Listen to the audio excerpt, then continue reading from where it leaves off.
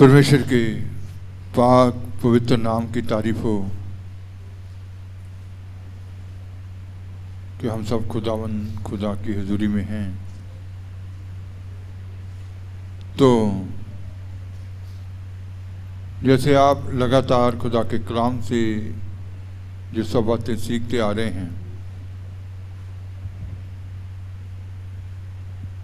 नौजवान बच्चों के लिए तो अक्सर नौजवानों के अंदर ये एक सवाल होता है। कई बार क्या होता है कि बच्चे ये सोचते हैं कि उनकी बात को कोई समझता नहीं है, या उनके पेरेंट्स उनकी बात को मानते नहीं हैं, या खुदा में चलने वाले भी ऐसे खुदा के लोग कि दूसरे शायद उनकी बात को समझते नहीं हैं, वो दबाए जाते हैं। उनके आगे निकलने के लिए वो रुकावट हैं, या उनकी तरक्की में, या उनके आगे बढ़ने में वो लोग रुकावटें डालते हैं। कोई उनको समझता नहीं है, वो क्या करना चाहते हैं, कैसे आगे बढ़ना चाहते हैं।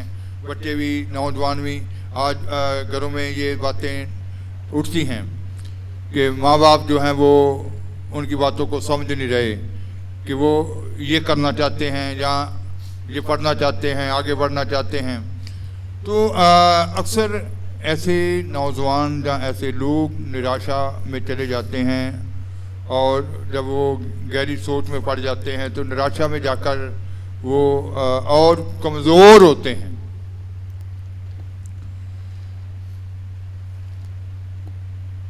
तो जब वो लोग कमज़ोर हो जाते हैं तो फिर उनकी कमज़ोरी जो है, कमज़ोर बातें जो है उनके माइंड में जो घूमती हैं, फिर अक्सर वो दूसरों के ऊपर भी दोष लगाते हैं कि उनके कारण मैं ऐसे हूँ, या उनके कारण मैं आगे नहीं बढ़ पाया। लेकिन खुदा का कलाम कहता है, जब हम इब्रानियाँ 13 बाब उसकी 9 आयत से पढ़ते हैं तो पढ़ेंगे,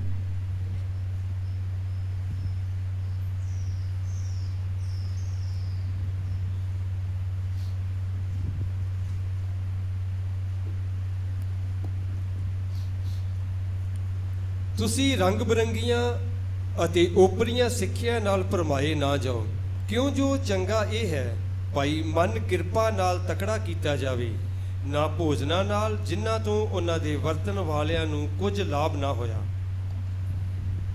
नाना प्रकार के विचित्र उपदेशों से। तो जब ऐसी बातें होती हैं तो फिर वो एक दूसरे के साथ बैठते हैं, पढ़ने वाले बच्चे दोस्तों के साथ अक्सर ऐसी जो बातें करते हैं, या खुदा में चलने वाले लोग फिर दूसरों के साथ वो बातें करते हैं कि वो मुझे आगे नहीं बढ़ने देते, या वो मेरे जीवन में रुकावट हैं।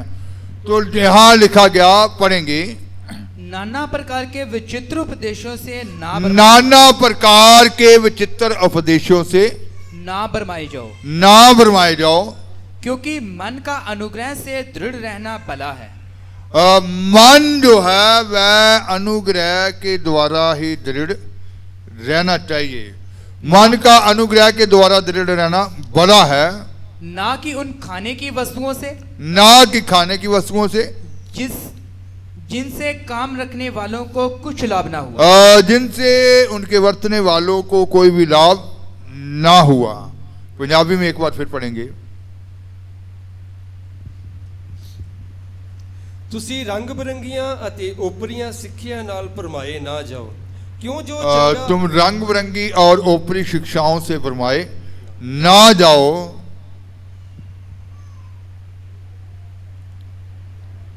हाँ जी, क्यों जो चंगा ये है भाई मन कृपा नाल तकड़ा कीता जावे।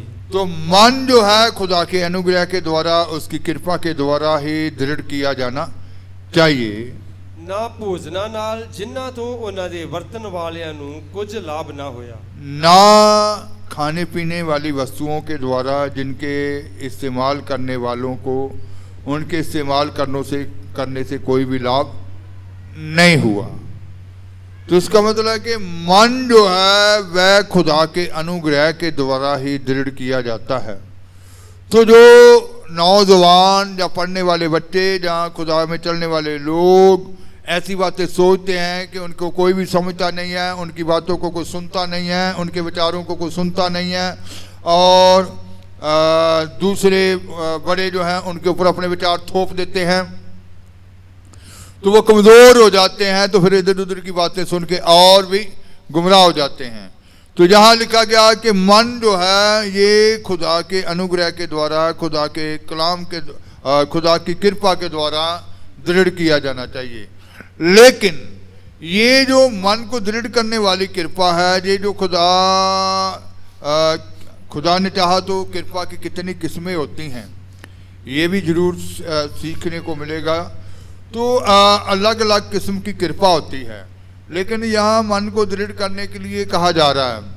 तो ये जो कृपा अनुग्रह है हम कैसे प्राप्त कर सकते हैं, याकूब 4 बाब उसकी 6 आयत पढ़ेंगे।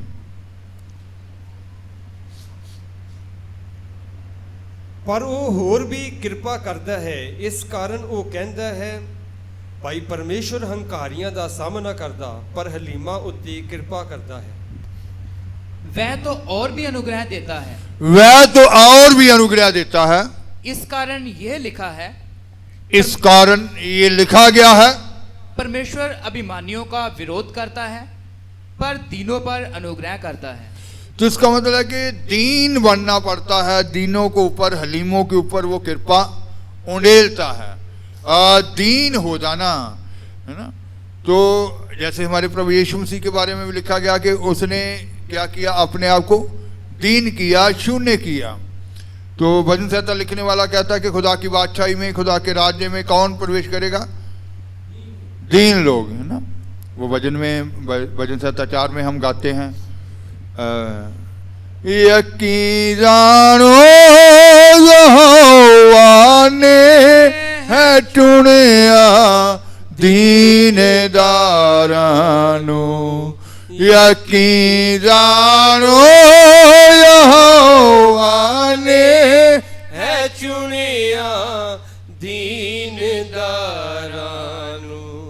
जद उसनू मैं पुकारांगा, जद उसनू मैं पुकारांगा, सुनेगा ओ पुकारानू, जदों तैनू पुकारा मैं जदों। तो इसका मतलब है कि दीनता का होना बहुत जरूरी है।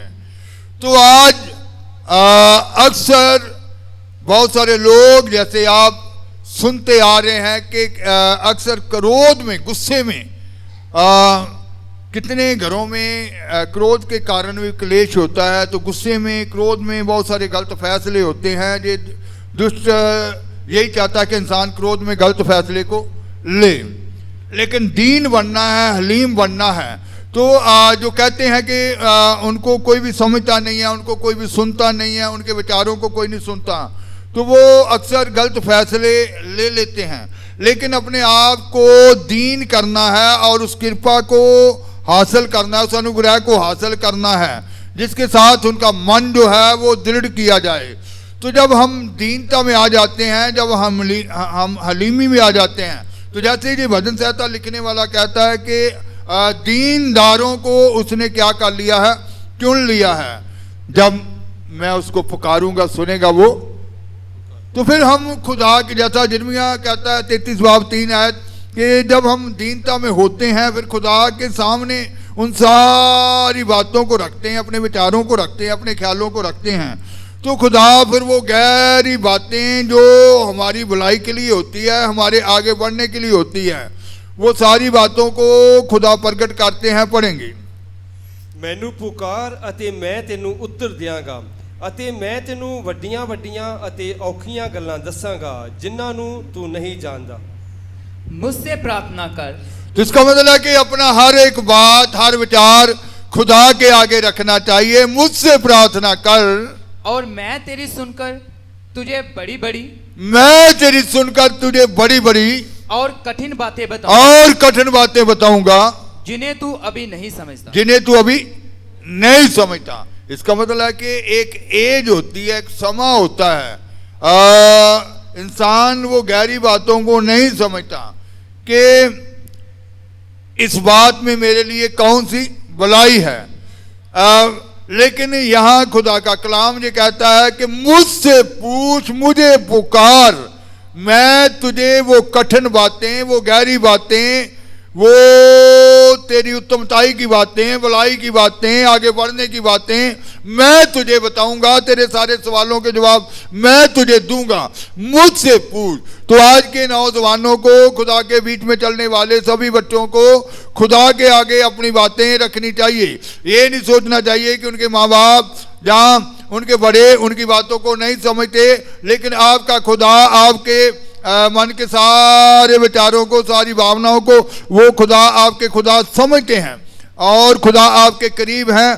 तो आपको अपनी बातें खुदा के आगे रखनी चाहिए, अपने विचारों को खुदा के आगे रखना चाहिए, क्योंकि आपका खुदा आपकी बातों को क्या करते हैं, समझते हैं, वो सुनते हैं। तो आज आपके अंदर जितने भी सवालात हैं, जितने भी आपके अंदर कितने लोगों के अंदर मनों के अंदर कितने सवाल होते हैं, लेकिन हर सवाल का जवाब खुदा जरूर देते हैं। तो एक समय आता है कि सवाल करने वाला मन जो होता है वो शांत हो जाता है, फिर उसका कोई भी सवाल नहीं रहता, क्योंकि उसकी समझ में वो सारी बातें आ जाती हैं। तो आज उन सारी बातों को समझना है, उन सारी बातों को अपने जीवन में लेना है। तो उन बातों को समझने के लिए उस कृपा को, उस अनुग्रह को ही हासिल करना है, जिनके साथ आपका मन जो है खुदा की बातों में दृढ़ हो जाए, बड़ा विश्वास खुदा के कलाम के प्रति, खुदा की बातों के प्रति आपके अंदर पैदा हो जाए। आप कभी भी डगमगाए ना, कभी भी कमज़ोर ना हो, क्योंकि शत्रु जो है वो इंसान को कमज़ोर बातों से कमज़ोर करता है। इधर उधर की बातें जब इंसान सुनता है तो फिर इधर उधर से उसके ऊपर कमज़ोर बातों के हमले होते हैं, तो वो कमज़ोर बातें उनको कमज़ोर करती हैं।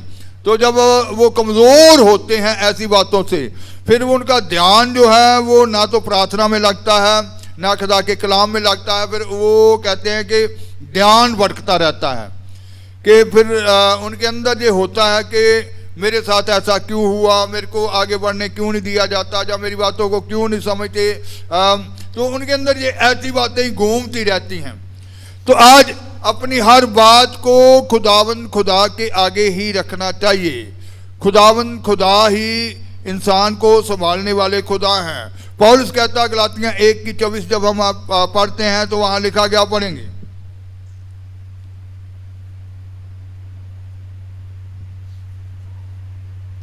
ਅਤੇ ਉਹਨਾਂ ਮੇਰੇ ਕਾਰਨ ਪਰਮੇਸ਼ਰ ਦੀ ਵਡਿਆਈ ਕੀਤੀ।